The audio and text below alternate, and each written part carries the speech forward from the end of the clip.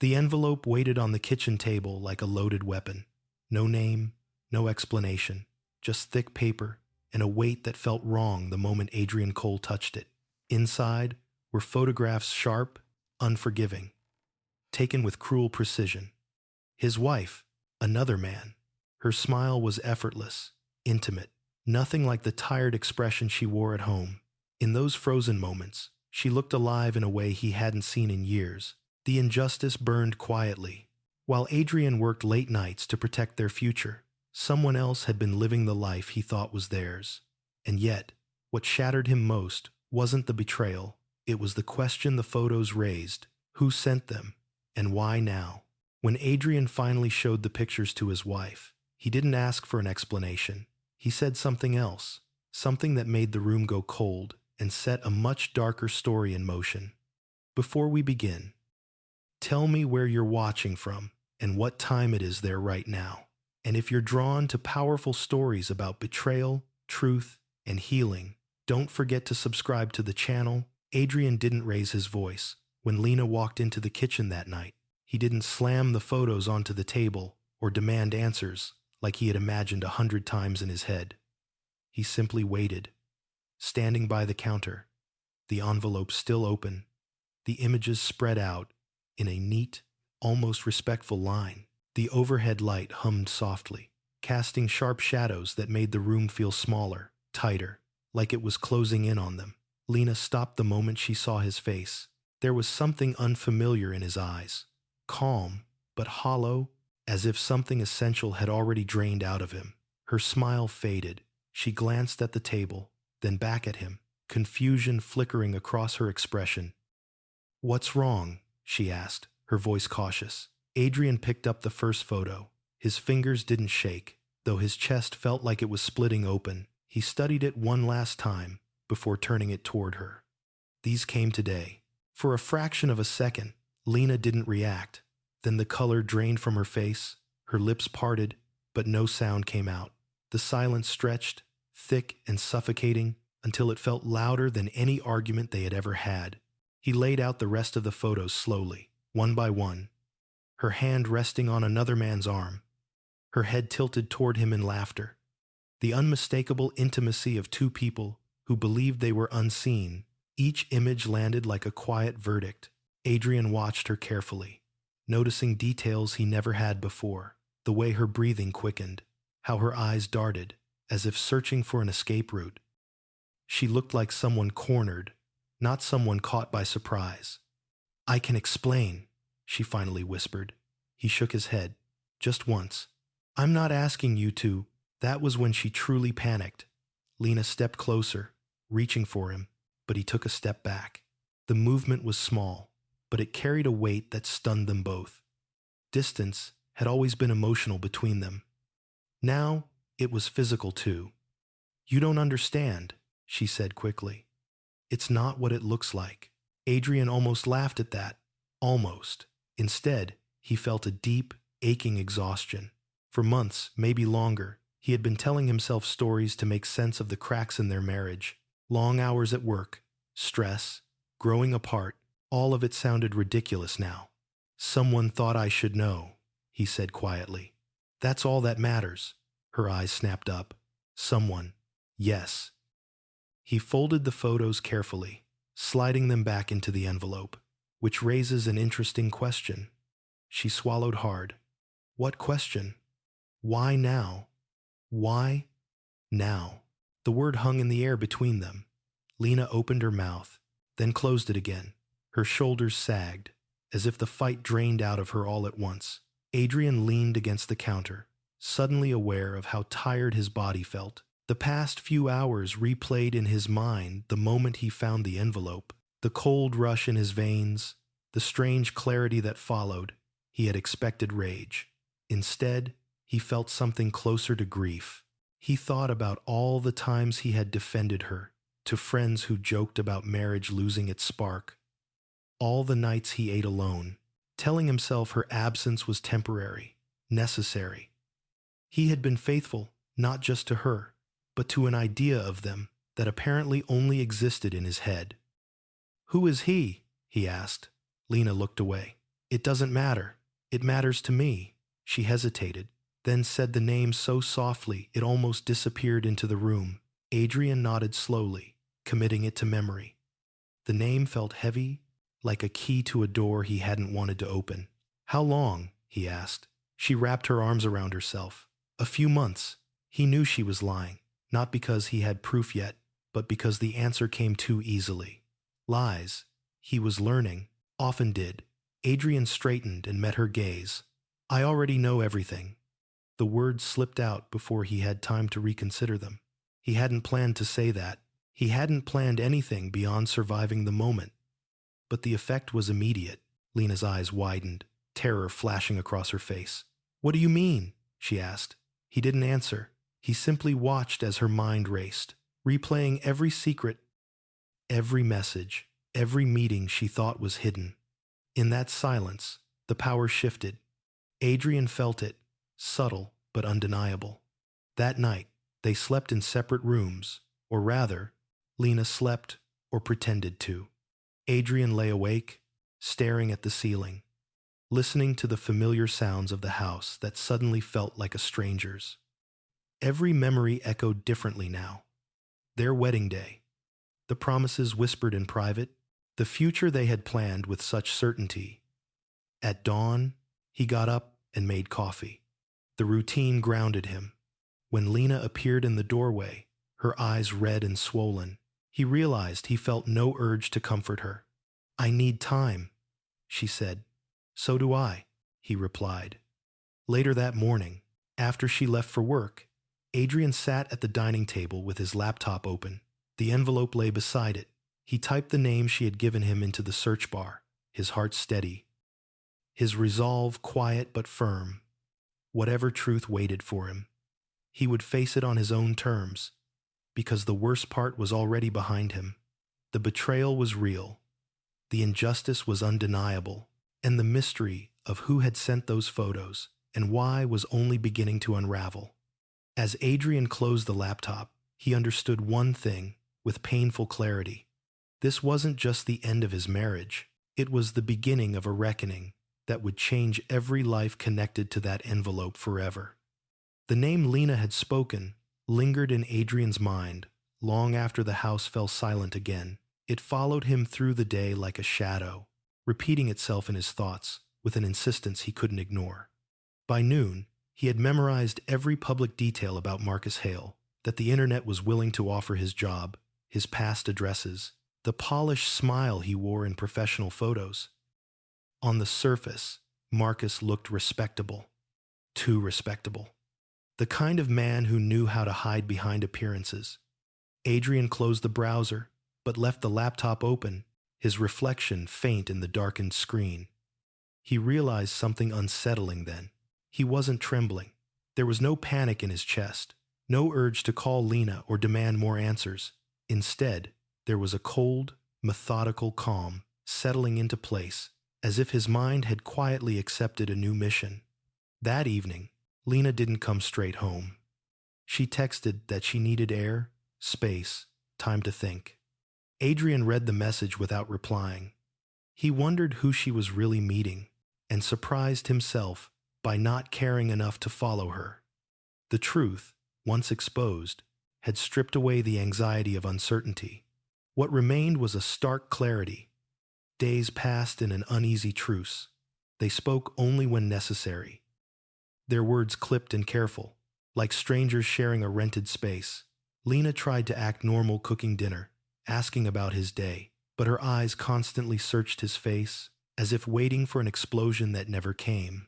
Adrian noticed how that unsettled her more than any anger would have. At night, he began piecing things together, credit card statements, old messages, dates that suddenly aligned too neatly with her late nights and sudden trips. Each discovery felt like reopening a wound, but the pain was strangely distant, as though it belonged to someone else. He documented everything, not out of revenge, but out of a growing need to understand the full shape of the betrayal. One detail kept resurfacing, refusing to fit neatly into place: the envelope. The sender remained anonymous. No fingerprints, no traceable return address. Whoever had sent it knew enough to stay invisible, and enough about Lena's affair to time the reveal perfectly. Adrian considered the possibility that Marcus himself had sent it, perhaps as leverage, perhaps out of spite, but something about that felt wrong. The photos weren't careless snapshots.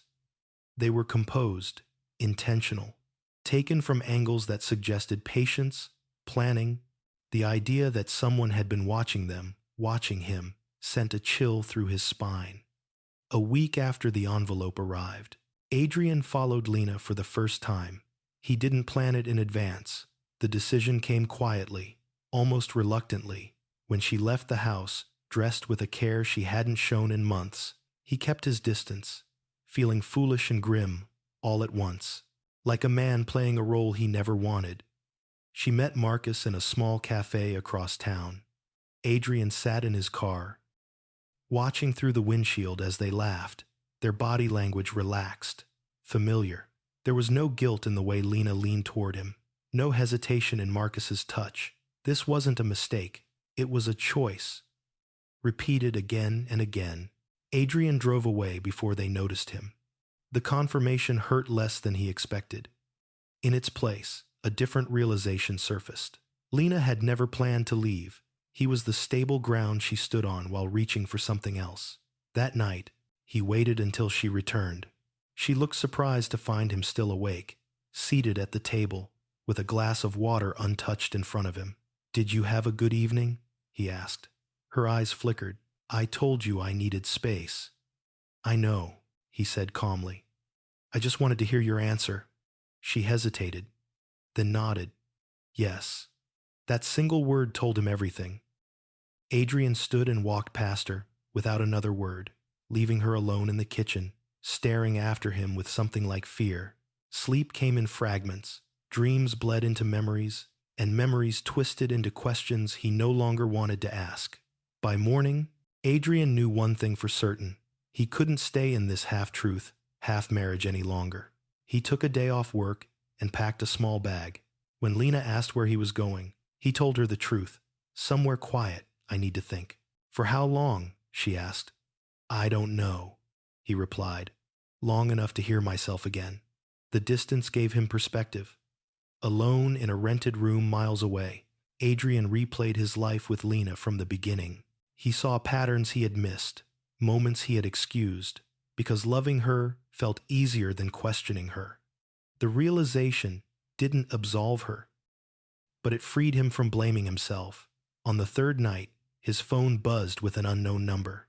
The message was brief. "You did the right thing," opening the envelope. Adrian stared at the screen, his pulse quickening. He typed a response, erased it, then tried again. "Who is this?" The reply came almost instantly. "Someone who got tired of watching you be lied to." A chill ran through him. Watching wasn't a word chosen lightly.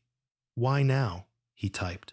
There was a pause this time, long enough to make him wonder if the sender had vanished again.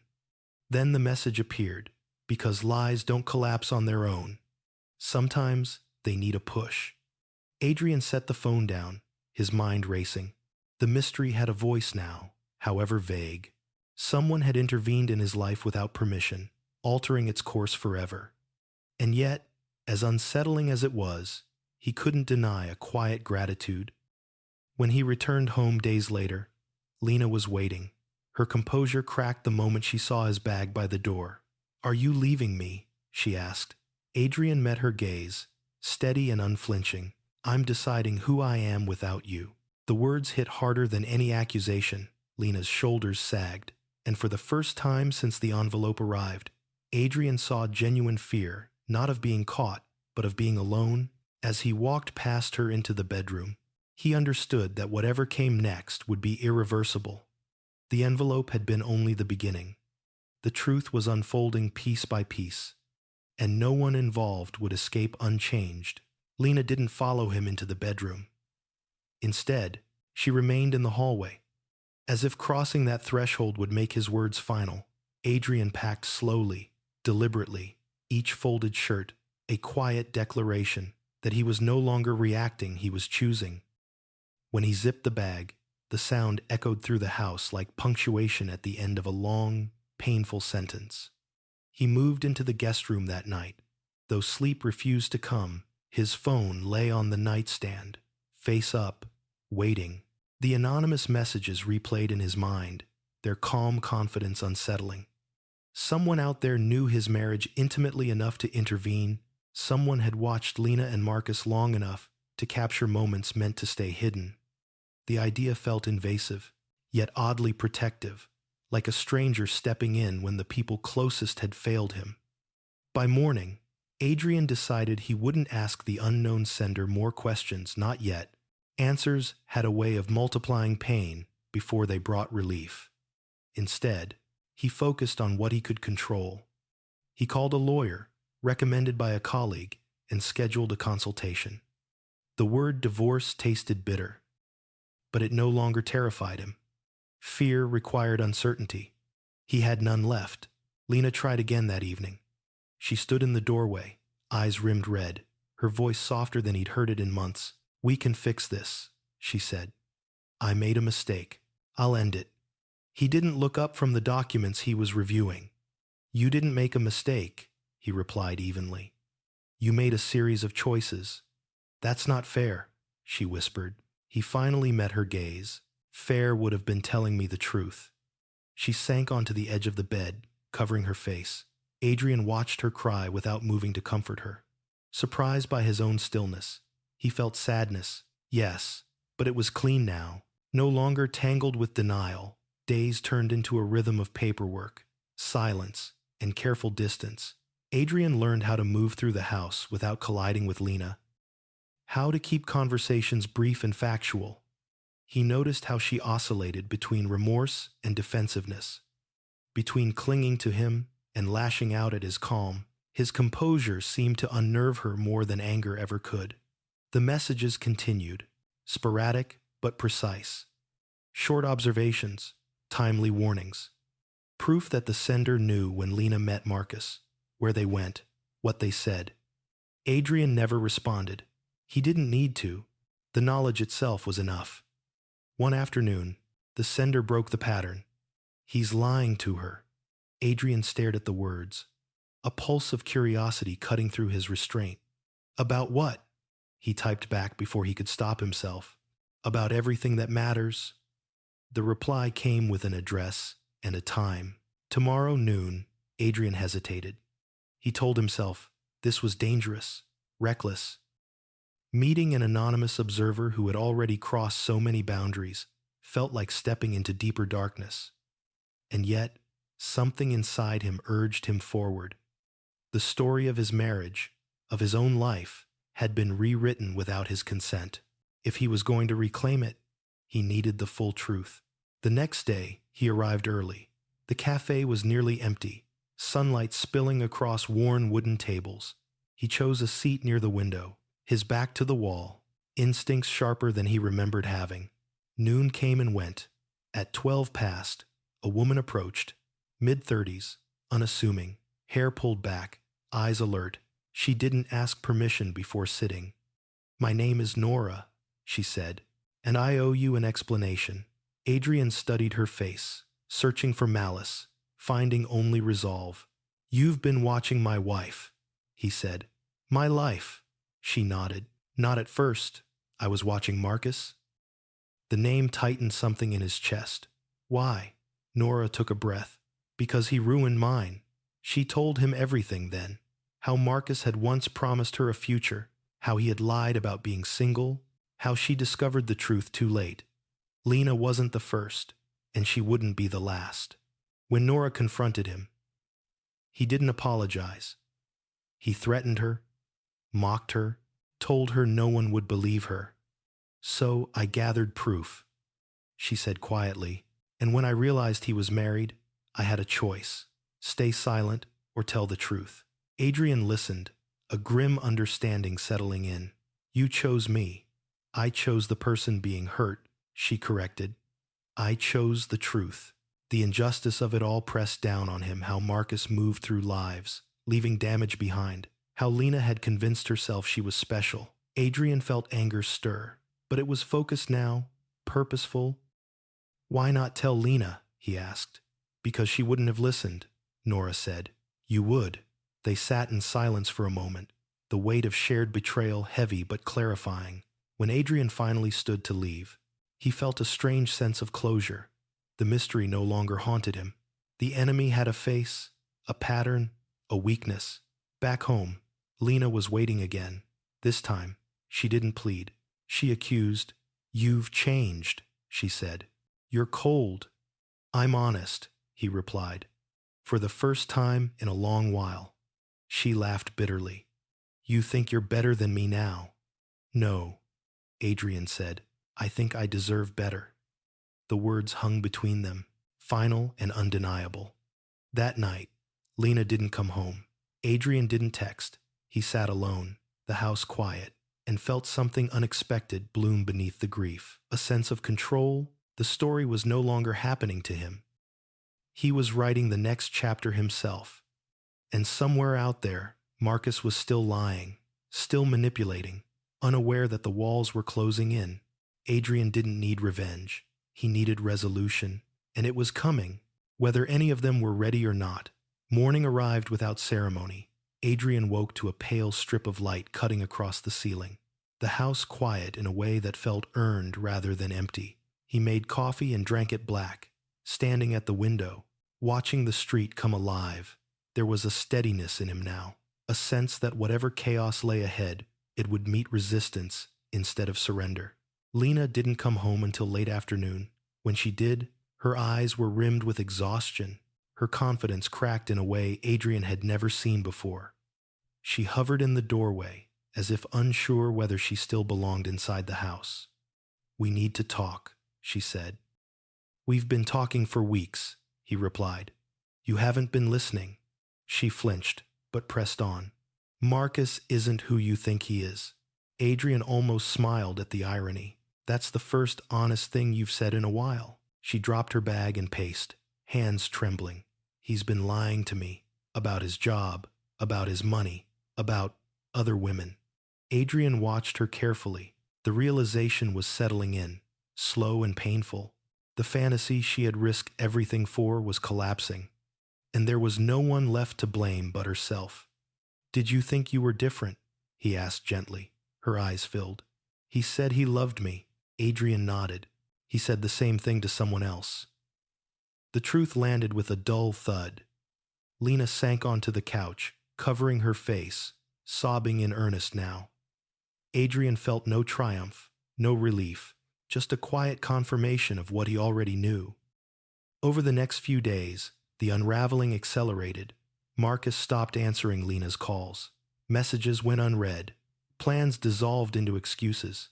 When she finally confronted him in person, he laughed it off, calling her emotional, telling her she was imagining things. The cruelty of it shocked even her. She came home that night shattered. I ruined everything, she whispered into the silence. Adrian stood across the room, hands in his pockets. You made choices, he said. This is what they cost. The legal process moved forward with an efficiency that surprised them both. Papers were signed. Accounts were separated. Adrian approached each step with a clarity that felt almost surgical. He wasn't cold. He was resolved. Lena, on the other hand, wavered between regret and resentment, between begging for forgiveness and lashing out at his calm. You're enjoying this? She accused one evening. No, he said evenly. I'm surviving it. Word began to spread in their shared circles. Whispers turned into questions, questions into judgments. Some friends pulled away, others reached out, tentative but supportive. Adrian learned quickly who valued truth over comfort. The loss of certain relationships stung, but it also felt like shedding dead weight. Nora checked in once more, a brief message asking if he was okay. Adrian thanked her for telling him the truth and wished her peace. Their connection had served its purpose.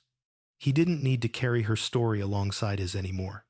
Marcus, however, was spiraling. Adrian heard about it secondhand: missed payments, angry calls, a reputation fraying at the edges. Lies had a way of stacking until they collapsed under their own weight. Adrian didn't intervene. He didn't need to. Gravity was doing the work for him. One evening, as Adrian packed the last of his things, Lena stood in the doorway again, quieter than before. "If I had told you earlier," she said, voice barely audible, "do you think we could have fixed it?" Adrian paused, considering the question seriously. "Maybe," he said, "but you didn't, and that's the truth we have to live with." She nodded, tears sliding silently down her face. There was no argument left in her, only consequence. He moved into a small apartment across town. It was modest, clean, and entirely his. The first night there, he slept deeply for the first time in months. In the days that followed, he established new routines: morning runs, evening walks, meals cooked without compromise. He felt himself returning, piece by piece, to a version of himself he hadn't realized he'd lost. Occasionally, memories surfaced unexpectedly. A song, a street corner, a laugh that echoed wrong now. Adrian let the feelings come and go without chasing them. Healing, he was learning, wasn't dramatic. It was quiet, repetitive, and honest. The divorce finalized on a gray afternoon. Adrian signed the last document and stepped outside, breathing in air that felt lighter somehow. The chapter closed without applause, without spectacle, just an ending that made room for something else. Weeks later, he ran into Marcus by chance at a grocery store. The man looked smaller, his confidence eroded, eyes darting as if expecting judgment from every aisle. They locked eyes for a moment. Marcus looked away first. Adrian felt nothing. No anger, no satisfaction, just distance. That night, Adrian sat on his balcony, city lights stretching out before him. He thought about the envelope, about how a single act of truth had shattered an illusion and set him free at the same time. The injustice had been real. The pain had been unavoidable, but so was the growth that followed. He understood now that betrayal didn't define him. How he responded to it did, and as the night settled around him, Adrian felt something he hadn't felt in a long time: peace, earned and intact, waiting quietly for whatever story came next. Time did what it always did. It kept moving, indifferent to the wreckage it left behind. Weeks passed, then months, and Adrian settled into a rhythm that felt unfamiliar but honest. The apartment became a refuge rather than a reminder. He learned the creaks in the floor, the way the light pooled on the kitchen tiles in the late afternoon, the quiet comfort of coming home to a space where nothing needed explaining. Work filled his days. At first, it was a distraction, a place where his mind could focus on problems with clear solutions. But gradually, it became something more. Colleagues noticed the change in him, not the sadness, but the clarity. He spoke less, listened more. When he did speak, his words carried weight. It was as if losing his marriage had stripped away the need to perform, leaving only what mattered. Lena reached out occasionally. Short messages, neutral updates, sometimes apologies that felt sincere, other times defensive explanations that reopened old wounds. Adrian responded only when necessary, keeping his replies brief and factual. Each interaction confirmed what he already knew. Whatever they had once been, it no longer existed. One evening, as rain streaked down the balcony doors, his phone buzzed with a message he hadn't expected. I told her the truth. She didn't believe me until it was too late. It was from Nora. Adrian stared at the screen for a long moment before replying. About Marcus, yes. She thought she was the exception. I thought you should know he's unraveling faster than I expected. Adrian set the phone down. The news stirred something complicated inside him. Not satisfaction, not pity, but a quiet acknowledgement. Consequences, once set in motion, rarely followed a neat timeline. They surfaced when they were ready. The next day, a mutual acquaintance confirmed it. Marcus had been dismissed from his job amid allegations he couldn't talk his way out of. His charm, once his greatest weapon, had failed him. The pattern Nora described was finally visible to others, and the mask slipped in public. Adrian felt no urge to confront him. The man no longer held power over his life. Still, the awareness closed a loop, sealing a chapter that had remained slightly ajar. On a Saturday morning, Adrian visited his sister for the first time since the separation. She greeted him with cautious warmth, unsure which version of her brother would walk through the door. Over coffee, he told her everything, not in detail, but in truth. She listened without interrupting, her eyes soft but steady. "I'm proud of you," she said when he finished. "Not for leaving, for choosing yourself." The words stayed with him long after he drove home. That afternoon, Adrian sorted through a box he had avoided since the move. Inside were remnants of his old life photographs, handwritten notes, mementos that once carried promise. He went through them slowly, allowing himself to feel the weight of what was lost without romanticizing it. Some things he kept, others he let go of, dropping them into the trash with a quiet finality. At the bottom of the box was the envelope. He hadn't brought it with him intentionally. Somehow, it had followed him anyway. Adrian held it for a moment, then opened it. Spreading the photos across the table, the images no longer triggered shock or rage.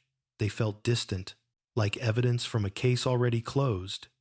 He gathered them carefully and slid them back inside. Then, without ceremony, he tore the envelope in half. That night, sleep came easily. As summer edged closer, Adrian began to notice subtle changes in himself. He laughed more freely. He took risks, small ones at first, trying new restaurants, joining a local running group, saying yes to invitations he would have declined before. Each choice felt like reclaiming a piece of autonomy he had surrendered without realizing it. At one of those gatherings, he met someone new. Her name was Claire. There was nothing dramatic about their first conversation, just shared humor, easy pauses, a sense of mutual respect. Adrian didn't feel the rush he once equated with love. Instead, he felt grounded. They took things slowly. Coffee turned into walks, walks turned into long conversations about mistakes, growth, and the quiet courage it took to start over. Adrian was honest about his past, about the betrayal and the aftermath. Claire didn't flinch. She didn't offer platitudes or solutions. She simply listened. One evening, as they sat on a park bench watching the sun dip below the skyline, Claire asked, "Do you ever wish you hadn't known?" Adrian considered the question carefully. "Sometimes," he said. "Ignorance was comfortable, but it wasn't real." She nodded. Truth rarely is. The months rolled on, and life continued to reshape itself around his choices. Lena moved out of the city. Marcus faded into obscurity. His name no longer whispered with admiration, but caution. The world corrected itself slowly, imperfectly, but unmistakably. One quiet night, Adrian received a final message from Nora. "I'm moving on. I wanted you to know I'm okay now. I hope you are too." He replied with a simple truth. "I am. Thank you for helping me see what I couldn't." After that, there were no more messages. No loose ends tugging at his attention. Adrian stood on his balcony again, much like he had weeks before, but everything felt different. The city lights shimmered, alive with possibility rather than noise. He realized then that the envelope had never been the beginning or the end of his story. It had been a turning point, a moment when he was forced to confront reality and decide who he would be afterward. He chose integrity over illusion, growth over comfort, himself over a lie. And in that choice, he found something quieter than happiness, but far more enduring, peace rooted in truth, strong enough to hold whatever future awaited him. Autumn arrived softly, without announcement, and with it came a different kind of silence. Not the heavy, suffocating quiet Adrian had known in the final months of his marriage, but a breathable one, the kind that allowed thought without intrusion. He noticed it on his morning runs, the way fallen leaves crunched beneath his shoes, the way his breath fogged briefly in the cool air before disappearing. Things passed now. Pain, doubt, memory. Nothing stayed forever. Claire never rushed him. That, more than anything, was what made him trust her. She didn't ask for promises or reassurance, didn't press him to define what they were becoming. Instead, she let consistency speak. She showed up when she said she would. She listened without trying to fix him. When he pulled back, she didn't chase, but she didn't disappear either. One evening, as they cooked dinner together in his apartment, Adrian caught himself watching her move around the kitchen with an ease that felt unfamiliar. There was no performance in her gestures, no careful calculation, just presence. It startled him how rare that had become in his life. "You're quiet," she said, glancing at him over her shoulder. "I was just thinking," he replied, "about how different this feels." She smiled softly. "Different isn't bad." "No," he agreed. "It's honest." That word still carried weight for him. Honesty had once been an expectation he placed on others without demanding it from himself. Now, it was the standard by which he measured everything. The past hadn't vanished. It surfaced unexpectedly, usually in moments of stillness. A familiar scent, a song playing faintly from a passing car. Sometimes, even laughter his own would catch him off guard, followed by a flash of guilt, as if joy were a betrayal of the pain he had endured. He learned to let that guilt pass too. Healing, he realized, didn't require constant mourning. Lena's absence grew quieter over time. Her messages stopped entirely. Through mutual acquaintances, Adrian learned she had taken a job in another state, far from the city that held too many memories. He wished her no harm. He didn't wish her happiness either. He simply let her go. Marcus resurfaced once, indirectly. An old colleague mentioned him in passing, his tone stripped of admiration. There were rumors of debt, of failed ventures, of bridges burned too thoroughly to rebuild. Adrian listened without curiosity.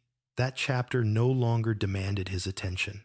One afternoon, Adrian received a call from his lawyer, confirming that everything was finalized. No remaining ties, no unresolved details. He hung up and sat quietly for a long time afterward, surprised by the lack of ceremony. Endings, he was learning, rarely announced themselves. They simply stopped asking for space in your mind. As winter approached, Adrian made a decision he hadn't planned. He took time off work and traveled alone, not to escape, but to test himself to see who he was when stripped of routine and familiarity. He walked unfamiliar streets, sat in cafes where no one knew his name, listened more than he spoke. In those anonymous moments, he felt light, unburdened. One evening, sitting by a window overlooking a city he had never visited before, Adrian opened his notebook and began to write. Not letters, not explanations, just observations. What betrayal had taught him, what silence had revealed, what he would never accept again. The words came slowly at first, then with surprising ease. When he returned home, he noticed something subtle but profound. He no longer felt defined by what had happened to him. The story had become a chapter, not a title. Claire noticed it too. "You're different," she said one night, resting her head against his shoulder. "Better or worse?" he asked. "Stronger," she replied. He smiled, because for the first time, he believed it. Their relationship deepened naturally. There were disagreements, moments of vulnerability, conversations that required courage. Adrian spoke openly about his fears about trusting again, about losing himself. Claire met those fears with patience, not promises. She didn't swear she would never hurt him. She swore she would never lie. That mattered more. One night, long after the city had gone quiet, Adrian woke from a dream he couldn't fully remember. His heart raced, his chest tight. Claire stirred beside him, instantly awake. "Talk to me," she whispered.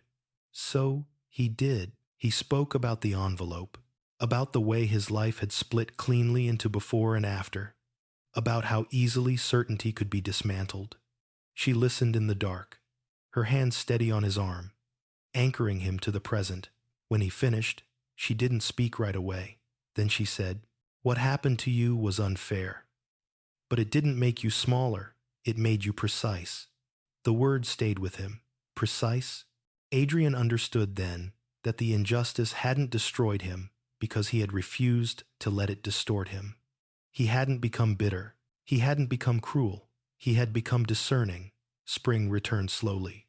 Trees bloomed again. The city exhaled. Adrian found himself smiling at small things, a well-made coffee, a stranger's kindness, the sound of laughter drifting from an open window.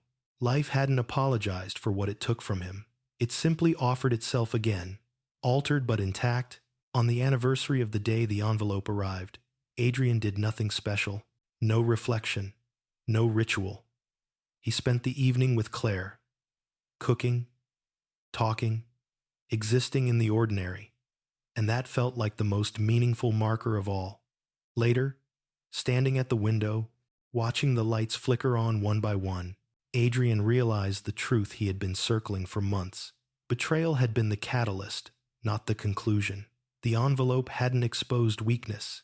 It had revealed strength he didn't know he possessed. He had faced injustice without becoming unjust. He had faced loss without losing himself. And in doing so, he had rewritten the ending that was once chosen for him, not with revenge, not with bitterness, but with clarity, courage, and a quiet, unshakable sense of self. The story didn't end with the envelope. It began with what he chose to do after opening it. The following months tested Adrian in quieter, more deceptive ways. There were no dramatic confrontations left, no villains openly standing in his path.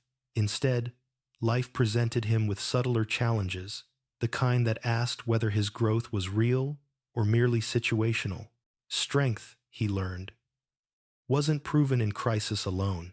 It was proven in consistency. Work offered him an unexpected opportunity. A leadership role opened after a sudden resignation, and several colleagues encouraged him to apply. In the past, Adrian might have hesitated, questioning whether he deserved it or whether the added responsibility would expose his vulnerabilities. Now, he felt something different. Not confidence exactly, but readiness.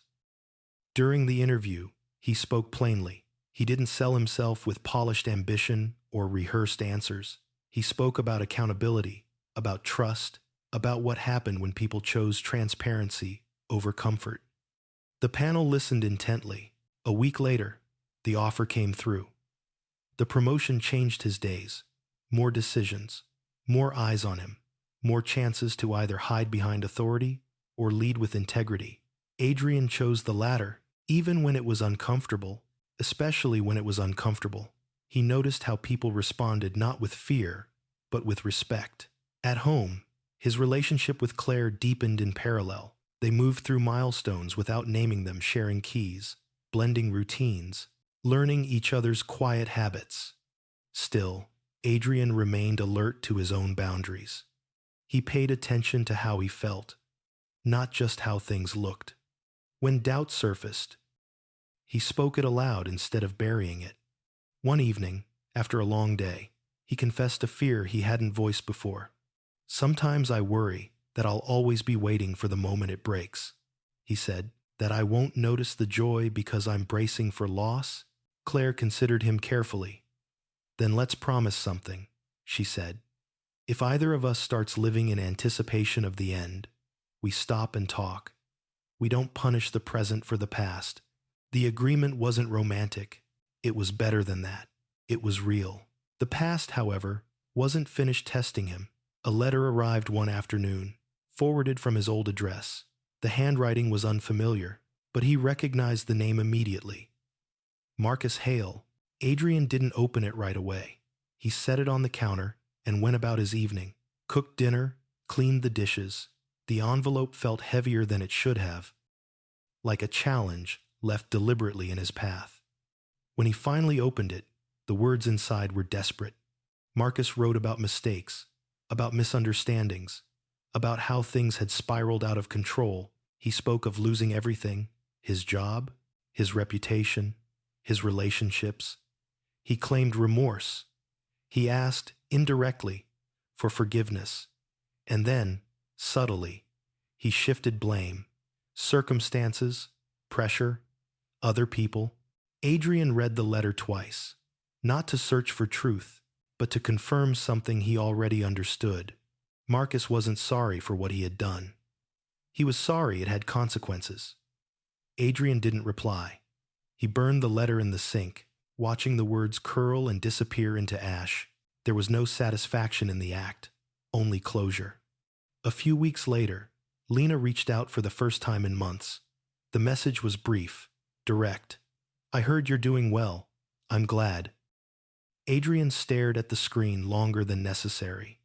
He sensed no manipulation in the words, no hidden request, just distance, acknowledgement, and perhaps regret stripped of expectation.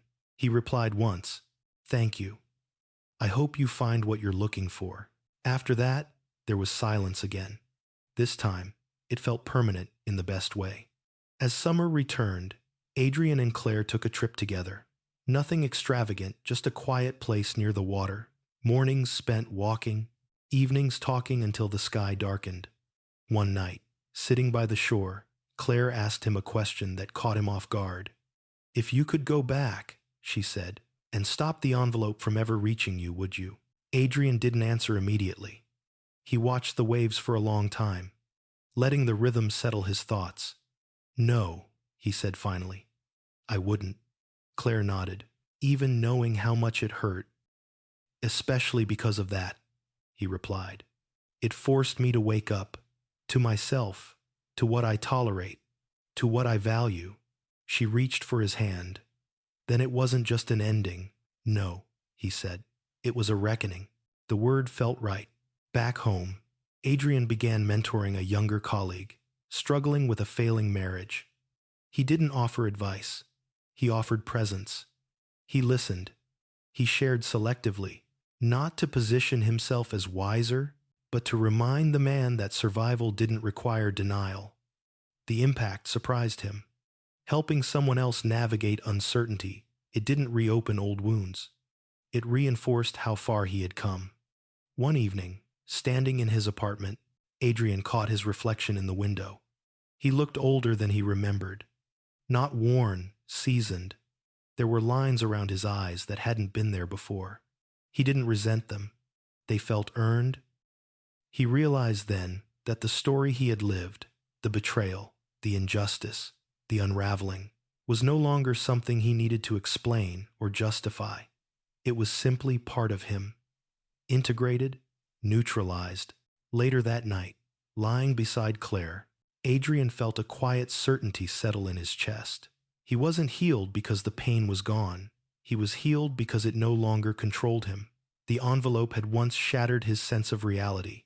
Now, it existed only as a memory, one that no longer held power, only perspective.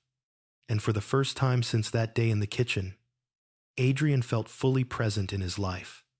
Not guarded, not waiting, just living honestly, deliberately, and without fear of what truth might bring next. Life didn't announce the next test when it arrived. It slipped in quietly, disguised as success. Adrian's promotion brought recognition, invitations, and expectations that stretched far beyond his job description. He was suddenly visible in ways he had never been before, and visibility, he learned, came with its own shadows. At first, he welcomed it. Meetings ran long, decisions stacked up, and his calendar filled weeks in advance. He told himself he was thriving, that the pressure meant growth. But slowly, almost imperceptibly, old patterns tried to reassert themselves. Late nights at the office, missed dinners, unanswered messages that piled up into apologies. Claire noticed before he did. "You're disappearing again," she said one evening. Not accusing, just observant. Adrian frowned. "I'm just busy. It's temporary." She nodded, but her expression remained thoughtful.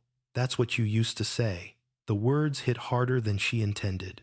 Adrian felt a familiar tightening in his chest, the reflex to defend, to justify, to promise things would balance out later. He stopped himself. This was exactly the moment he used to ignore. "You're right," he said after a pause. "I didn't realize I was doing it." That honesty changed the conversation. They sat together, mapping out boundaries not just for time, but for energy. Adrian began leaving work earlier, delegating instead of absorbing everything himself. It wasn't easy. Part of him equated worth with endurance.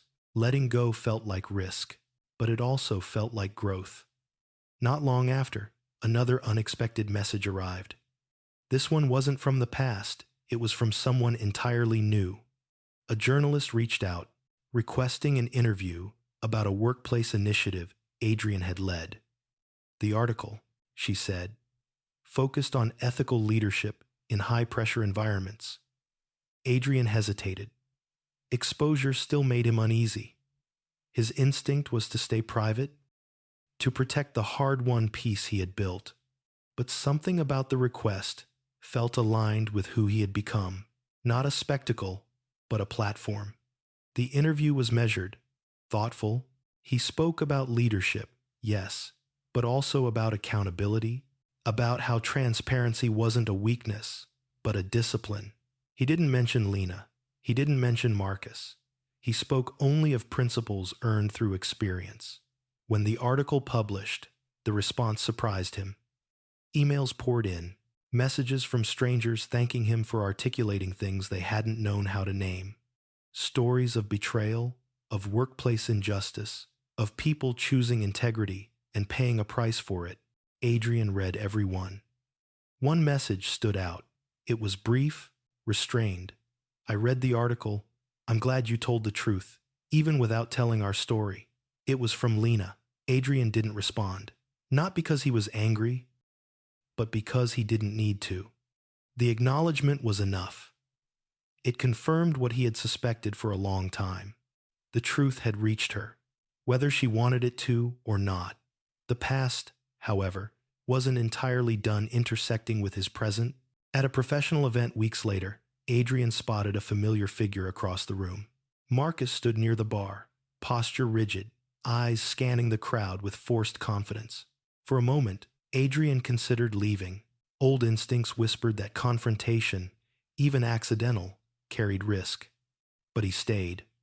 Their eyes met. Marcus froze, then approached slowly, as if rehearsing each step. Adrian, he said, forcing a smile, didn't expect to see you here. Neither did I, Adrian replied calmly. An awkward silence stretched between them, thick with unspoken history. Marcus cleared his throat. I wanted to say, I'm sorry. For everything. Adrian studied him carefully. The apology felt different than the letter. Less self-pity, more exhaustion. I believe you're sorry, Adrian said. But that doesn't mean we need to talk. Marcus nodded, shame flickering across his face. I know. I just wanted you to hear it. I've heard enough, Adrian replied. Not unkindly, just firmly. He walked away before Marcus could say more. His heart raced, not with fear, but with adrenaline. The encounter had tested him, and he had passed. There was no satisfaction in the exchange, only confirmation that the past no longer held leverage over him. When he told Claire about it later, she listened quietly. How did it feel? She asked. Final, he said. Like closing a door without slamming it, she smiled. That's strength. As autumn returned once more, Adrian began to sense a shift, not just in himself, but in how the world responded to him. People trusted him, sought him out, not because he was flawless, but because he was consistent. He didn't pretend to have all the answers. He admitted when he didn't know. He corrected mistakes publicly instead of hiding them. It was exhausting sometimes, choosing integrity again and again, but it was also liberating. One night, lying awake beside Claire, Adrian realized something unexpected. The fear that had once governed his life, the fear of being deceived, of being made a fool, of trusting the wrong person, had quietly dissolved. Not because the world had become safer, but because he had become sturdier. If betrayal came again, he would survive it. That knowledge changed everything. Claire stirred beside him. You're thinking too loudly, she murmured. He smiled, just realizing, I'm not afraid anymore. She turned to face him. Good, she said. Fear makes us small. You're anything but. The months ahead promised new challenges, new responsibilities, new uncertainties. Adrian didn't romanticize the future. He understood now that peace wasn't permanent, it was practiced, and he was ready to keep practicing. The envelope had once cracked his life open. What spilled out could have destroyed him. Instead, it had revealed the framework beneath the values, the limits, the quiet resilience he hadn't known he possessed. As Adrian drifted towards sleep, one truth settled firmly in his chest. He hadn't just survived betrayal, he had transformed it into a foundation. And whatever came next would have to contend with that. The next shift came not as a blow, but as an invitation, one that forced Adrian to confront a question he had carefully avoided. It arrived in the form of a quiet evening, the kind that usually passed without significance. He and Claire sat on the couch, the television murmuring in the background. When she turned to him with a seriousness that made him mute the sound, "I need to ask you something," she said, "and I need you to answer honestly, even if the answer is uncomfortable." Adrian nodded. He had learned not to fear questions that mattered. "Are you with me because you trust me?" she asked. "Or because you trust yourself now?" The words settled slowly, finding their way past his defenses. He didn't rush to respond. He knew better than that. Instead, he examined the feeling behind her. Question, not suspicion, not accusation, but curiosity rooted in care. "I think," he said carefully, "I'm with you because I trust myself enough to choose you, not to cling to you." Claire studied him, searching for certainty. "That's the answer I hoped for." "But," he asked. "But it means something else too," she said. "It means if this ever stops being right, we don't lie to each other about it." Adrian nodded. That's the deal. They sealed the agreement not with promises, but with silence, comfortable, mutual, earned. Not long after, Adrian received an unexpected call from his mother. Their relationship had always been warm but cautious, shaped by years of Adrian presenting a polished version of his life. She had liked Lena, had believed in the marriage. Now, her voice carried something different, hesitation edged with concern. "I heard from your aunt," she said gently. "She said things ended badly." Adrian exhaled. "They ended truthfully." There was a pause. "Do you want to talk about it?" He considered deflecting, minimizing. The instinct was still there, but he chose differently. "Yes," he said, "I do." They spoke for over an hour. He didn't recount details. He spoke about betrayal, about silence, about how easy it was to confuse loyalty with self-erasure. His mother listened, occasionally asking questions that surprised him with their clarity. "I stayed too long once," she admitted quietly, "because leaving felt like failure." The confession reframed something in Adrian's chest. The patterns he had lived weren't uniquely his. They were inherited, normalized, passed down without malice. "Leaving was the bravest thing you could have done," she added. "I wish I'd learned that sooner." After the call, Adrian sat alone for a long time.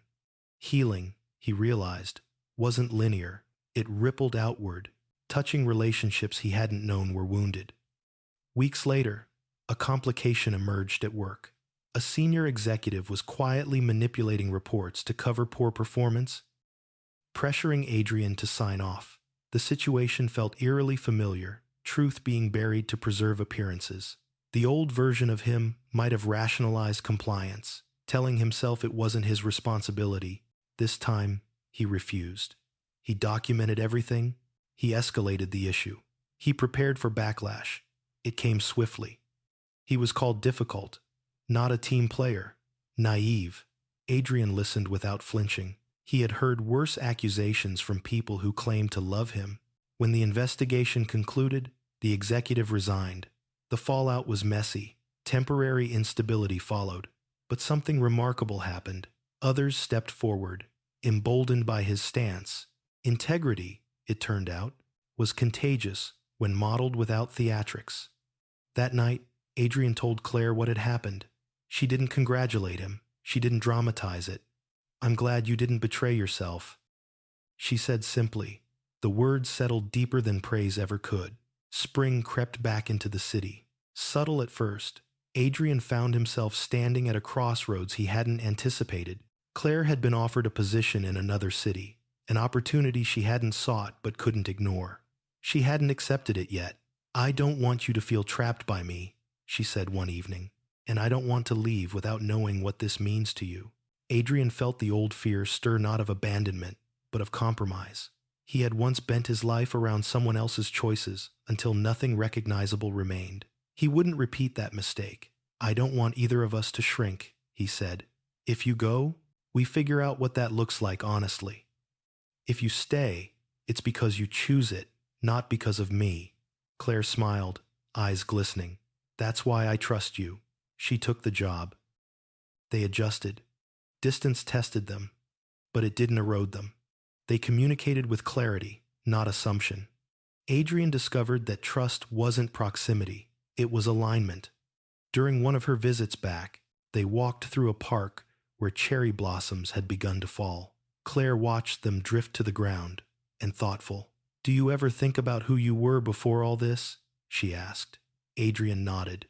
Sometimes he wasn't weak. He was just quiet about his own needs. And now I listen to them. That night, alone again after she left, Adrian received a message from an unknown number. His body reacted before his mind could tension, alertness.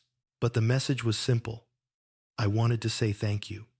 You probably don't remember me. I worked with Marcus years ago. Watching him fall apart forced me to confront things I'd ignored. I left a job that was destroying me. I thought you should know your refusal to play along mattered." Adrian stared at the screen, absorbing the weight of unintended impact. He replied with a single line. "I'm glad you chose yourself." He set the phone down, heart steady. Later, standing by the window, Adrian reflected on the path behind him, the envelope, the injustice, the quiet unraveling, the rebuilding. None of it had made him exceptional, but it had made him awake. He understood now that betrayal didn't end with the act it echoed in the choices that followed. Some people hardened, others hid. He had chosen something else.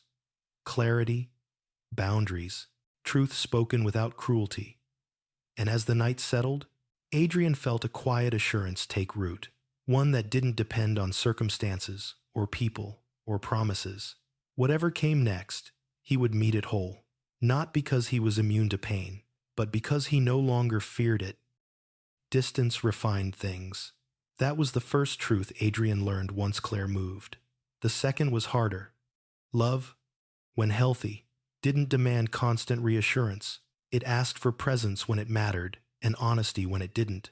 Their calls became less frequent, but more intentional. They talked about real things, fatigue, doubt, moments of quiet pride without performing closeness. Adrian found that the space between them no longer felt like abandonment. It felt like choice. Work grew more complex after the investigation. The organization entered a period of recalibration, and Adrian was asked to help shape new oversight protocols. It was tedious, unglamorous work, and it mattered. He noticed how often people tried to soften the language of accountability, to turn responsibility into suggestion. He refused. Precision, he'd learned, was kindness when truth was at stake. One afternoon, an intern approached him after a meeting, eyes wide with nervous courage. "I just wanted to say," she began, stumbling over the words. "It helps. Seeing someone say no, it makes it feel possible." Adrian thanked her and returned to his office, unsettled in a good way. Influence, he realized, wasn't loud. It traveled quietly, almost invisibly, from one person's spine to another's. The past knocked again, when he least expected it this time, wearing familiarity instead of threat. At a family gathering, an uncle cornered him near the kitchen, lowering his voice. "People are saying you walked away too easily," he said. "Marriage takes sacrifice." Adrian didn't bristle. He didn't argue. He waited until the words finished circling the room. "So does self-respect," he replied. "I sacrificed that once. I won't again." The uncle shrugged, uncomfortable, and drifted away. Adrian felt the old reflex to justify dissolve before it formed. He didn't need approval. He needed alignment. Later that night, his mother pulled him aside. "I heard what you said," she told him softly. "I'm glad you can say it now." He smiled. "So am I." Claire visited the following weekend. They cooked together, laughed at small domestic failures, shared a bed that felt familiar without being possessive. On Sunday morning, she watched him pack his gym bag. Thoughtful. "You don't move like someone waiting for something to collapse anymore," she said. "I don't," he agreed. "I move like someone who can rebuild." She kissed him, lingering. Good. When she left, the apartment felt quiet but not empty. Adrian sat at the table and wrote notes for work, fragments of thought, a line he kept returning to. Boundaries are bridges to the right people, walls to the wrong ones. He didn't know where the sentence belonged, only that it was true. A month later, a message arrived from Lena's old friend, someone Adrian had barely known. The note was tentative, respectful. Lena was struggling, she wrote. Not asking for help, just struggling. Did Adrian have advice? He stared at the message, feeling the pull of old roles. The fixer, the buffer, the one who absorbed damage so others could remain comfortable. He typed. Erased. Typed again. "I'm sorry she's having a hard time," he wrote finally. "I hope she finds support. I can't be part of that process." The response came quickly. "I understand. Thank you for being honest." Honesty, again, clean, unadorned. The season turned. Leaves browned. Days shortened. Adrian found comfort in routines that didn't numb him. Morning runs, weekly dinners with friends, calls with Claire that ended when they were done, not when one of them felt obligated to stay. He noticed how his body felt different now, less coiled, more present. At a conference, he was invited to speak on a panel about ethical leadership. During the Q&A, someone asked a pointed question. What do you do when telling the truth costs you something you care about? Adrian didn't answer immediately. He let the silence do its work. You decide, he said, whether what you care about is the thing you're afraid to lose or the person you become if you lie. The room stayed quiet for a beat longer than expected. Then the moderator moved on. Afterward, a man approached him. Older, eyes tired. "I needed to hear that," he said. "I've been telling myself a story for years." Adrian nodded. "Stories end when we stop feeding them." The comment followed him home. That winter, illness knocked him flat for a week.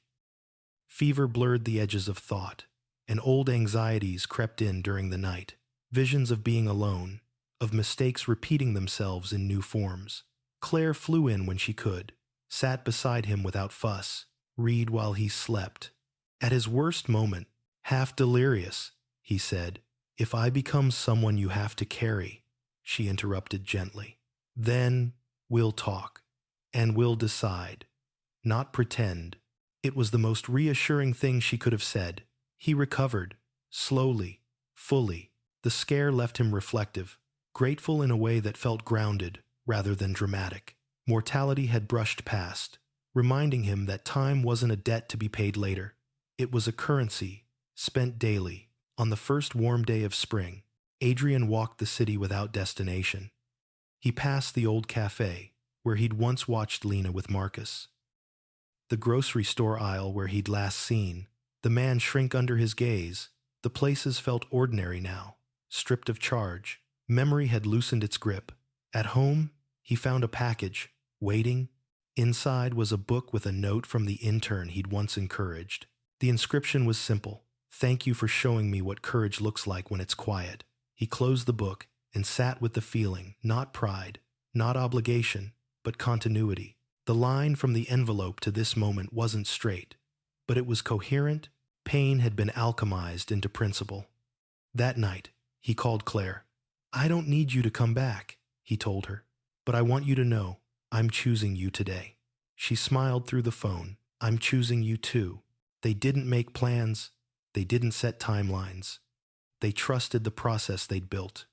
One grounded in truth, resilient under pressure. Adrian ended the call and stepped onto the balcony. The city hummed, alive and indifferent. He felt small in the best way, part of something larger, not swallowed by it. The envelope had once demanded an answer. He had given it not in words, but in a life reorganized around clarity. And as the night deepened, he knew this chapter wasn't about closure. It was about continuity, the ongoing, deliberate act of living without betraying himself again. The real test arrived when everything seemed stable. That was how it always worked. Adrian had learned truth didn't challenge you when you were already braced for impact. It waited until you relaxed, until you trusted the ground beneath your feet. It came as an offer. A competitor reached out through discreet channels, praising Adrian's leadership, his reputation for integrity, his growing influence. The position promised more money, more authority, a broader platform. It also came with conditions that were never stated outright, only implied in careful phrasing and strategic pauses. The company had issues, they admitted, cultural ones, historical ones, problems that required flexibility. Adrian heard the word clearly for what it was: compromise. He didn't reject the offer immediately. That alone surprised him. The old Adrian would have dismissed it on principle, or accepted it out of fear of missing out. This version sat with the discomfort. He asked questions, precise ones, about accountability, about reporting structures, about what happened when inconvenient truth surfaced. The answers were polished, too polished. That night, Adrian walked the apartment restlessly, the offer echoing in his mind. The money would change things. It would make distance with Claire easier. It would buy comfort, insulation from future uncertainty. For a fleeting moment, he felt the tug of old logic's security at any cost. Then he recognized it, the same reasoning that once kept him quiet in a marriage that was quietly erasing him. He slept poorly. The next morning, he called Claire. "I need to talk something through," he said. She listened as he explained the offer, the promises, the unease sitting just beneath them. When he finished, she didn't tell him what to do. "What would you lose if you took it?" she asked. "My clarity," he said without hesitation. "And what would you gain if you didn't?" He thought for a moment. "Myself." "Then you already know," she said. He declined the offer that afternoon. The response was cordial but cool. Doors didn't slam. They simply closed. Quietly. Adrian felt the familiar sting of consequence, but this time, it didn't spiral into doubt. It settled into resolve. At work, his decision didn't go unnoticed. A senior colleague pulled him aside days later. "You could have gone far," she said, not unkindly. "I am going far," Adrian replied. "Just not everywhere." She smiled, something like respect flickering across her face. That same week, he was asked to lead an internal review after anonymous complaints surfaced about a department known for strong results and weak ethics. The assignment was delicate, political, dangerous in subtle ways. Adrian accepted without hesitation. The investigation revealed what numbers had concealed: intimidation, silenced dissent, performance inflated by fear. When Adrian presented the findings, the room grew tense. Excuses were offered, context was demanded. The usual choreography of avoidance began. Adrian didn't argue, he didn't dramatize. He stated facts. The fallout was significant. Reassignments, resignations, a reckoning that rippled outward. Some resented him for it. Others quietly thanked him. He accepted both reactions without internalizing either. That evening, walking home, Adrian felt the weight of leadership settle differently on his shoulders. It wasn't about authority, it was about responsibility to truth. Even when truth made him inconvenient. Claire visited shortly after. They cooked together, the ordinary intimacy grounding him after weeks of intensity. Over dinner, she studied him with that familiar attentiveness. "You look tired," she said. "I am," he admitted. "But not conflicted," she nodded. "That's new. It's earned," he said. They sat on the couch later, legs tangled, conversation drifting into silence. Adrian felt a subtle shift, an awareness that something was crystallizing between them. Not urgency, not pressure, alignment. "I've been thinking," Claire said quietly, "about where this is going." Adrian turned toward her. "So have I." She met his gaze, steady.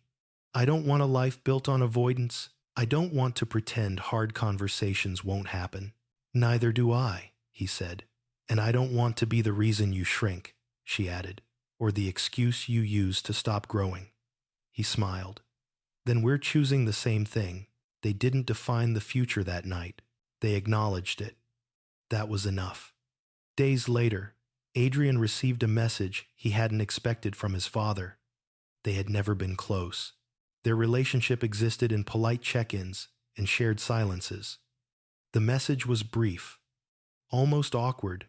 "Your mother tells me you've been through a lot. I didn't always handle things well when it mattered. I just wanted you to know I see you, and I respect the way you're living." Adrian read the words twice.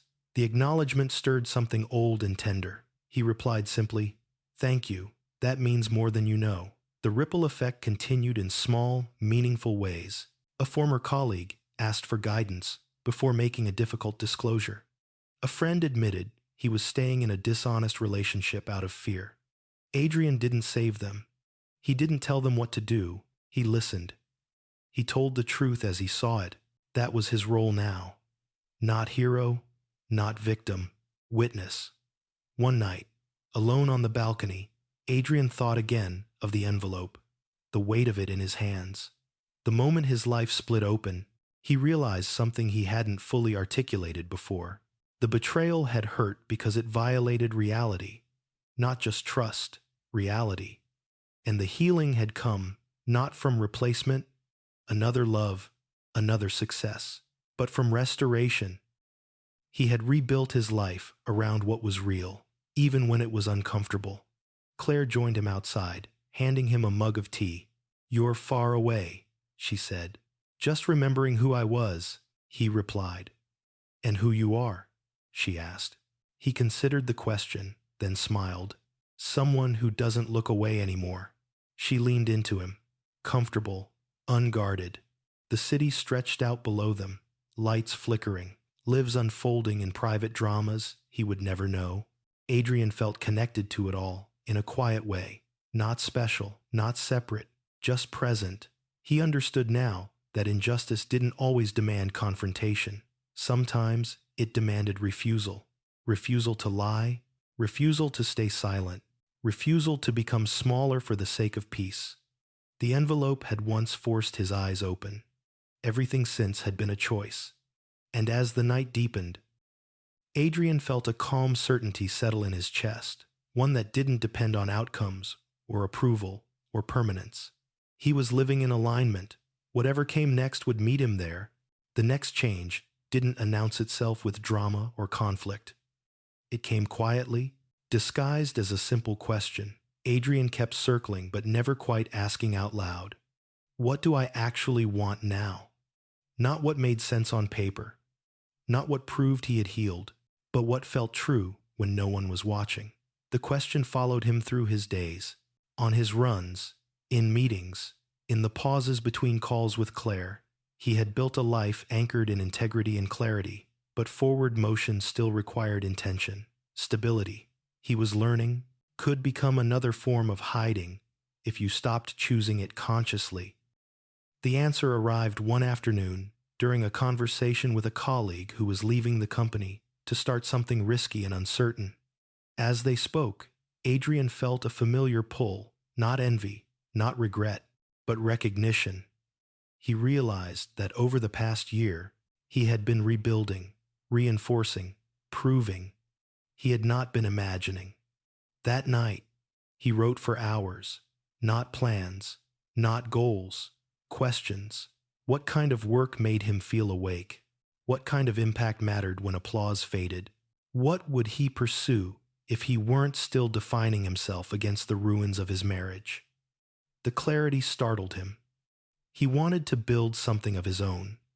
Not immediately, not recklessly, but deliberately, something rooted in the values he had fought to live, by transparency, accountability, humane leadership, a place where truth wasn't a liability.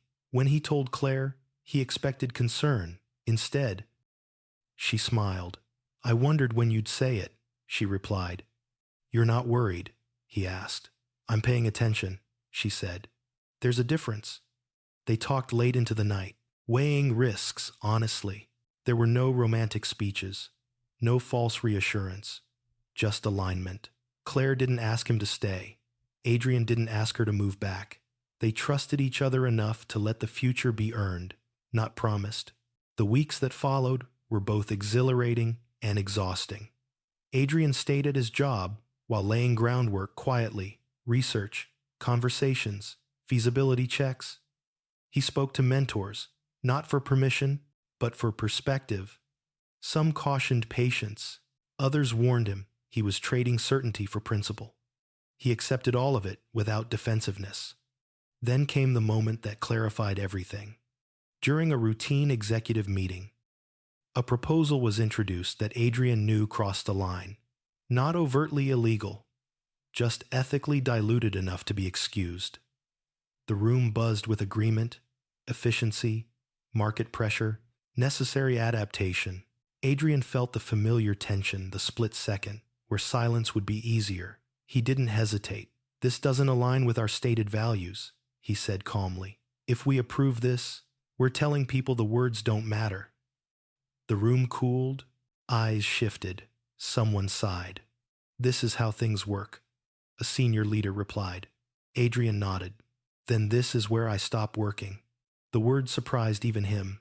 There was no argument, no raised voice, just truth spoken without armor. 2 weeks later, Adrian resigned. The decision didn't feel heroic, it felt inevitable. On his last day, colleagues stopped by his office, some to wish him well, others simply to say thank you without explanation. The intern, who had once spoken up, hugged him tightly, eyes bright. "You made it easier to believe," she said. He packed slowly, deliberately. When he turned in his badge, he felt a brief flicker of fear, then relief.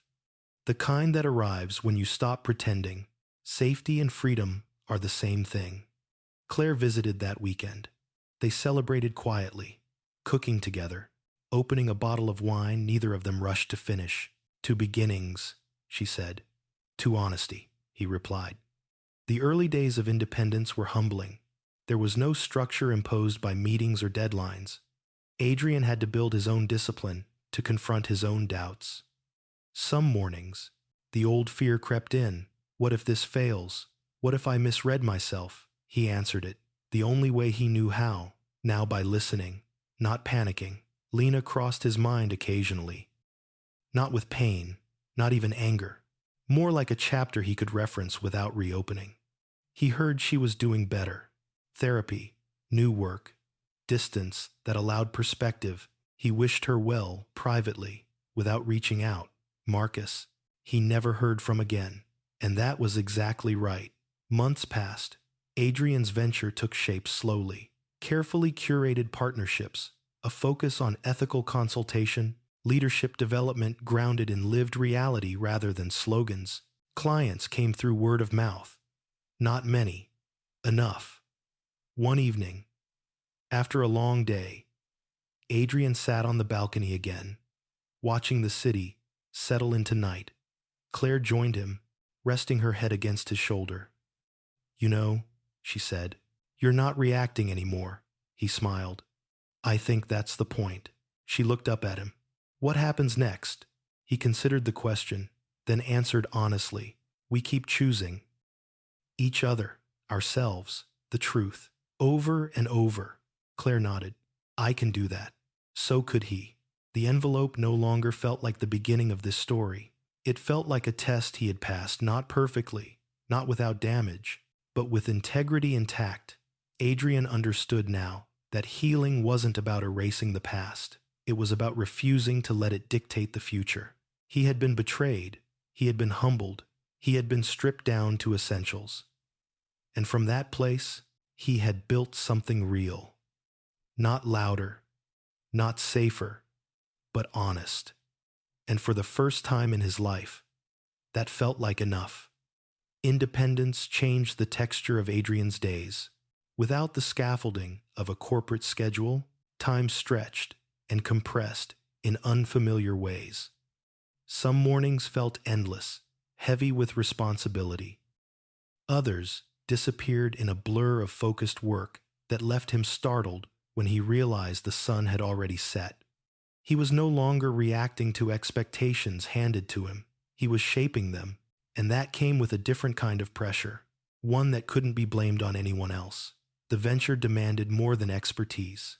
It demanded restraint. Adrian turned down clients who wanted his credibility without his standards, who asked him to soften language, blur conclusions, or sanitize uncomfortable truths. Each refusal cost him money. Each one also reinforced something steadier inside him. He was building slowly, but he was building clean. Claire remained a constant presence, even from a distance. They didn't talk every day. They didn't need to. When they did, the conversations were unguarded, unhurried. They shared doubts without trying to neutralize them, victories without inflating them. On weekends they could manage. They met halfway new cities, borrowed routines, a reminder that closeness didn't require ownership. One evening, over dinner in a small restaurant neither of them would remember the name of, Claire asked, "Do you ever miss the certainty?" Adrian considered it. "I miss the illusion of it," he said. "Not the reality." She smiled. Good answer. As his work gained quiet traction, Adrian noticed something unexpected happening within himself. He was no longer measuring success by outcomes alone. He measured it by congruence, whether his actions aligned with the values he claimed. Some days, that alignment felt effortless. Other days, it demanded sacrifice. He learned to accept both without dramatizing either. The past tested him again. Gently this time, he received an email from a former mutual friend, someone who had been close to both him and Lena. The message was respectful, cautious. Lena, it said, wanted to meet, not to reconcile, not to reopen wounds, just to acknowledge things left unsaid. Adrian didn't respond right away. He sat with the request for days, noticing his body's reaction more than his thoughts. There was no spike of anxiety, no pull of obligation, just a quiet question. Would this serve truth or nostalgia? He agreed to meet her. They chose a neutral place, public and quiet. When Lena arrived, Adrian barely recognized her at first. She looked lighter somehow, not happier, but clearer. There was less performance in her posture, less defensiveness in her eyes. They sat across from each other, hands wrapped around untouched cups. "I won't take much of your time," she said. "I just wanted to say I understand now. Not everything, but enough." Adrian nodded. He didn't rush to reassure her. "I thought I was escaping something," she continued. "I didn't realize I was avoiding myself, losing. You forced me to see that." He listened without interruption. There was no satisfaction in her insight, no resentment either. Just acceptance. "I'm sorry," she said finally. "Not because things fell apart, but because I lied when honesty mattered." Adrian met her gaze. "Thank you for saying that." They sat in silence for a moment longer. Then she stood. "I won't contact you again," she said gently. "I just didn't want my last words to you to be a lie." He watched her leave, feeling something close. Not closure exactly, but completion, a loop closed cleanly. That night, Adrian told Claire about the meeting. She listened, attentive. "How do you feel?" she asked. "Clear," he said. "Nothing unresolved." She nodded. "That's rare. Hard won," he replied. The venture reached a turning point months later. A client crisis erupted, publicly misconduct exposed, leadership scrambling. Adrian was brought in under pressure. The expectation implicit, manage optics, contain fallout. He made his terms explicit from the start. Full transparency, public accountability, no scapegoats. They resisted. He stood firm. When the organization finally agreed, the process was painful, messy, and slow. It was also real. Employees spoke openly for the first time. Leadership issued unvarnished statements. Trust didn't magically reappear, but the ground for it was finally prepared. The case became a quiet reference point, not a headline, a model. Adrian felt the weight of it in unexpected ways. He slept deeply, dreamlessly. He woke without the knot that had lived in his chest for years. This, he realized, was what it meant to work without self-betrayal. On a crisp morning, Claire arrived unannounced at his apartment. She stood in the doorway, suitcase at her feet, eyes bright. "I got an offer," she said. "Here." Adrian blinked. "Here," she nodded. "Same work. New office. I didn't want to decide without seeing you." He felt a familiar impulse to pause, to analyze every variable. He let it pass. "What do you want?" he asked. "I want to build something that lasts," she said. "And I want to do it without splitting my life in half." He smiled. "Then stay." They didn't celebrate loudly. They unpacked together, cooked, walked the neighborhood. Integration, not spectacle. As the year edged toward its end, Adrian found himself mentoring more intentionally. Young leaders, burned-out managers, people who sensed the cost of living dishonestly but didn't know how to stop. He didn't preach. He asked questions. He shared selectively, emphasizing choices over outcomes. "You don't need to be fearless," he told one client. "You need to be unwilling to abandon yourself." The words surprised him with their simplicity. One night, long after Claire had fallen asleep, Adrian stood at the window and thought again of the envelope, the way it had landed in his life without warning, the violence of its truth. He realized something that finally put the memory to rest. The envelope hadn't taken anything from him. It had returned him to himself. He slipped back into bed beside Claire, feeling the quiet rhythm of a life no longer organized around avoidance. The future remained uncertain. It always would, but for the first time, uncertainty didn't feel like a threat. It felt like space, and he was finally living fully inside it. The weeks after Claire's move settled into a rhythm that felt both new and strangely inevitable. Their lives didn't merge with fireworks or declarations. They aligned. Morning routines overlapped. Grocery lists became shared documents. Silence, when it arrived, felt companionable rather than suspicious. Adrian noticed how different this was from his marriage. Not because Claire was perfect, but because nothing required pretending. They argued once, early on, over something small, dishes, timing, the kind of disagreement that used to spiral into something heavier. Adrian felt the old reflex rise, the urge to withdraw, to calculate words, to protect himself by retreating. He stopped. He named what he felt without accusation. Claire listened, then did the same. The tension dissolved, not because one of them won, but because neither of them hid. Later that night, lying awake, Adrian realized something subtle had shifted. He wasn't measuring the relationship for signs of danger. He was participating in it. Work intensified. His venture reached a point where growth demanded choice. Expand quickly with compromises, or grow slowly with intention. The offers came: funding, partnerships, shortcuts disguised as opportunity. Adrian reviewed them with care, turning down more than he accepted. He remembered how easily momentum could become a justification for erosion. One afternoon, he received a request to speak at a small conference. The theme was, "Trust How It Breaks, How It Rebuilds." Adrian hesitated. He had shared principles publicly before, but this felt closer to the bone. Still, he agreed. On stage, under soft lights, he spoke plainly.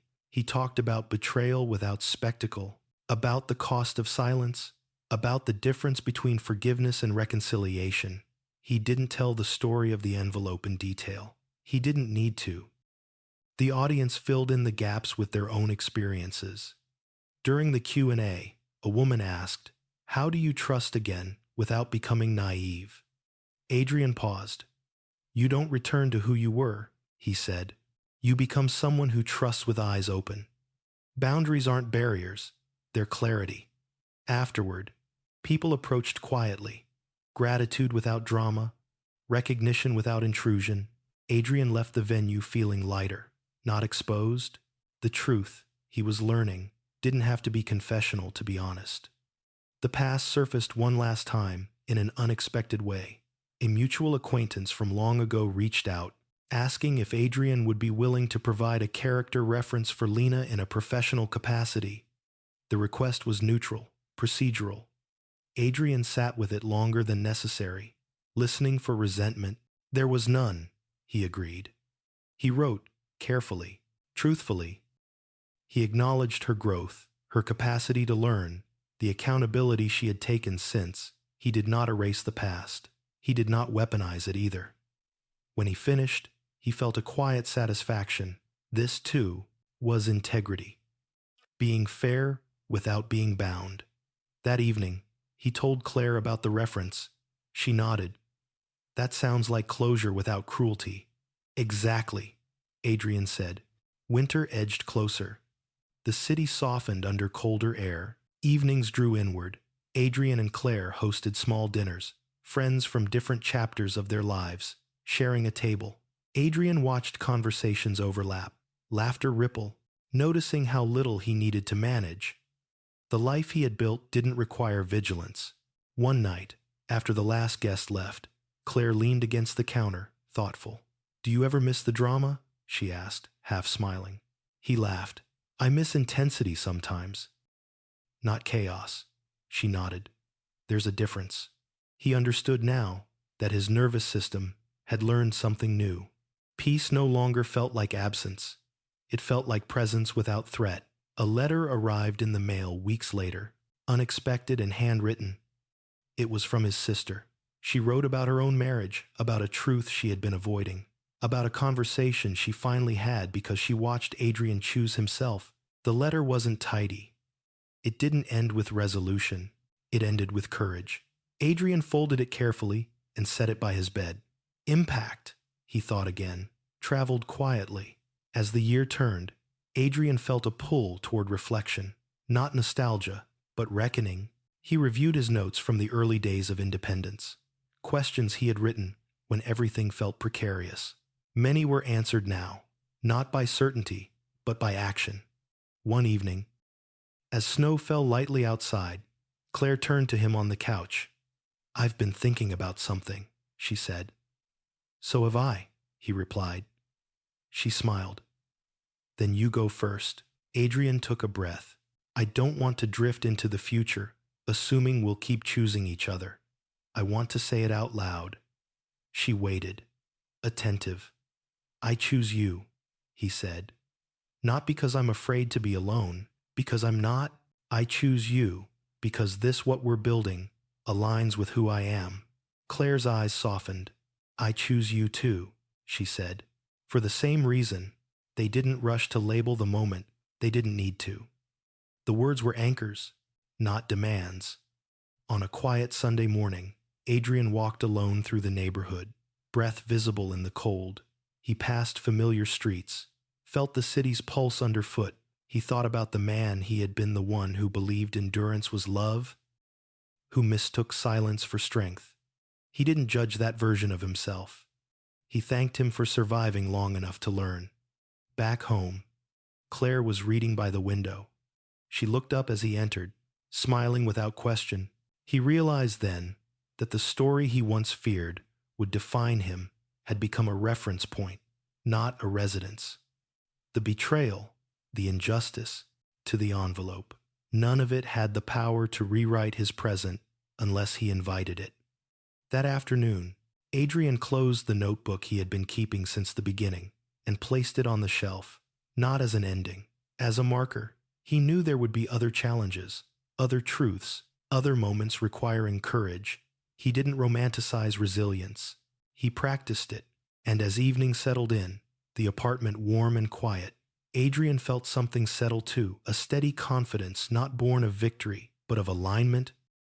He had faced the worst without becoming what hurt him. He had learned to choose truth without spectacle. He had built a life that didn't ask him to disappear. Whatever the future held, it would meet him whole, and this time, he would stay, Betrayal has a way of breaking more than trust. It breaks illusions. And yet, within that fracture lies a rare opportunity, the chance to return to yourself. This story reminds us that the deepest healing doesn't come from revenge or replacing what was lost, but from refusing to abandon our own truth. When Adrian chose clarity over comfort, honesty over silence, he didn't just survive betrayal, he transformed it into wisdom. Life didn't reward him with certainty or perfection, but with something far more powerful: self-respect, peace, and the courage to choose again without fear. If this story moved you, take a moment to reflect. Have you ever stayed quiet to keep the peace, even when it cost you yourself? Share your thoughts and feelings in the comments. Your story might help someone else feel less alone. And if you're drawn to deep, emotional stories about betrayal, healing, and inner strength, don't forget to like the video and subscribe to the channel for more stories like this.